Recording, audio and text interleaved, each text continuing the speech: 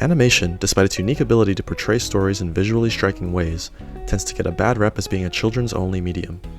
Even within child-friendly films, it's common to find themes and motivations that resonate with a mature audience. How often have you watched clips on social media about adult jokes and moments that went over our heads in the cartoons we grew up watching? The Academy Awards themselves have been ultimately dismissive towards animation outside of Disney and Pixar, so it's no surprise that the general public has developed this perception that animation is for kids. The past decade has been a golden age for adult animation, but good animated content for adults has existed since animation began. In this video, we'll be looking at the history as well as making some recommendations that cater just as much, if not more, for the adult crowd. Without further ado, this is Animation for Adults.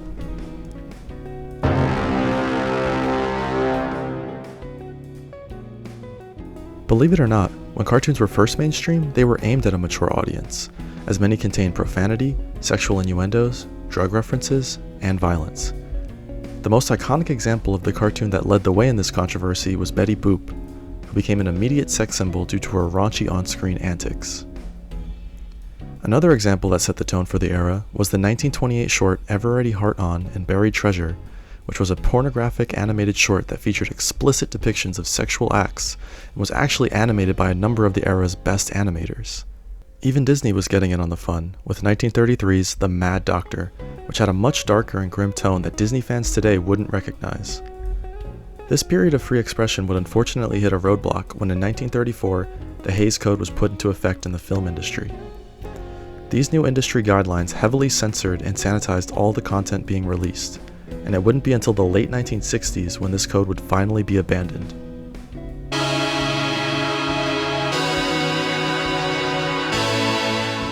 With the Hays Code finally in the rearview mirror, adult animation bounced back in a big way with a title that still remains controversial in 1972's Fritz the Cat. It was the first X-rated animated film and follows our protagonist in a commentary on 1960s New York City, as his escapades get him involved in sex, radical politics, and drugs. It turned out to be a huge success, grossing over $90 million worldwide at a time when most independent films couldn't hope for even close as much. Films like Fritz and 1981's anthology film Heavy Metal would garner massive cult followings that would inspire animators all over the world. At the time, anime was also going through its own adult animation renaissance. Released in the form of OVAs, anime like Wicked City and Angel Cop were filled with nightmarish imagery, gallons of blood, and touch themes that most shows and movies at the time wouldn't touch with a 30-foot pole. And this culminated in 1988, with the release of Katsuhiro Otomo's legendary film, Akira. Akira was a worldwide hit, earning over $80 million worldwide in home video sales alone. It paved the way for the anime scene to go mainstream in the West, and inspired many films both animated and live action to this day.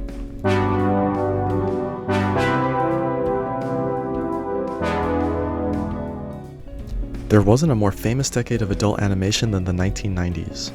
It saw the rise of prominence of many shows that are still airing decades later. The Simpsons, South Park, Beavis and Butthead, and King of the Hill ruled the era and were the bane of many parents who were wondering what their children were watching. MTV was synonymous with cool, and nothing encompassed that idea more than the cult favorite Aeon Flux, which combined elements from those 1980s anime previously mentioned with its own extremely distinct style that has never been replicated. It's an avant-garde portrayal of sci-fi, and it feels like it belongs in a museum. And it would be blasphemy to talk about this decade without mentioning the juggernaut that is Ghost in the Shell. If Akira paved the way for anime, Ghost in the Shell made it stick. The Matrix wouldn't exist without it, and its combination of traditional cel shading with CGI animation created a unique look that pairs well with its cyberpunk aesthetic.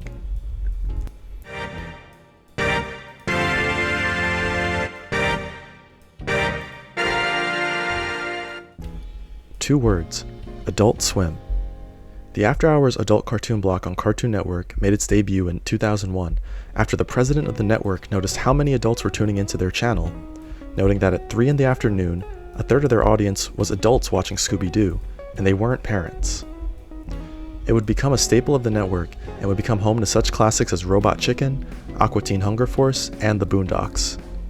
In 2013, it made possibly its biggest splash with the debut of Rick and Morty, which started as a Back to the Future parody and now is a franchise 6 seasons deep and worth over $100 million. This, in conjunction with the action-oriented block Toonami, would solidify Cartoon Network as the place to go for cartoons that appeal to an older audience. This would be an era where adult animation would begin getting recognition on a bigger stage as well, with films like Waltz with Bashir and I Lost My Body receiving Oscar nominations.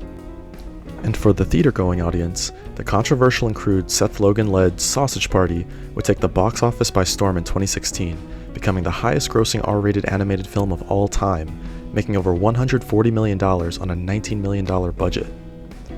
After seeing the success of such shows like American Dad and Bob's Burgers, Netflix would throw its hat in the ring with their own slate of shows. BoJack Horseman would release on the service to much critical acclaim, and would lead to later successes for the service like Big Mouth. Let's just say, at this point, the options for adults into animated content was endless, and it wasn't slowing down.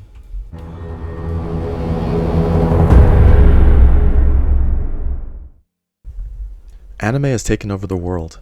Some estimates believe more than a third of the world's population watch it. Shows like Chainsaw Man and Jujutsu Kaisen have burst on the scene and made their mark with distinctly darker tones than their shonen contemporaries. Adult Swim is still kicking and thriving with the premiere of Primal, which is legendary animator Genndy Tartakovsky's most recent project following the high critical acclaim of Samurai Jack's mature and brutal Season 5.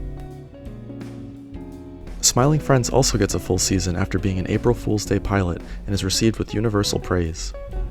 The future looks bright with a new Castlevania series coming out, a Junji Ito Spiral adaptation, and the next season of Invincible on the way.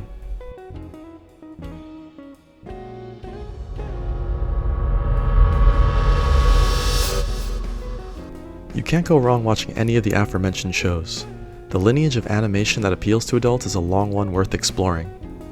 While it isn't easy to make a great animated show for children, it feels like an even more uphill task to get a cartoon or anime for adults off the ground. The creators behind these shows are risking a lot by partaking in the creation of these shows, such as possibly not making as much money and alienating a lot of viewers. But when it all comes together, the product stands toe-to-toe with adult live-action shows like Game of Thrones or Euphoria. Let me know in the comments if I missed any of your favorite animated shows or movies for adults.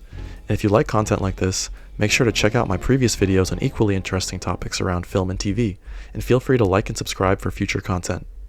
Have a great day.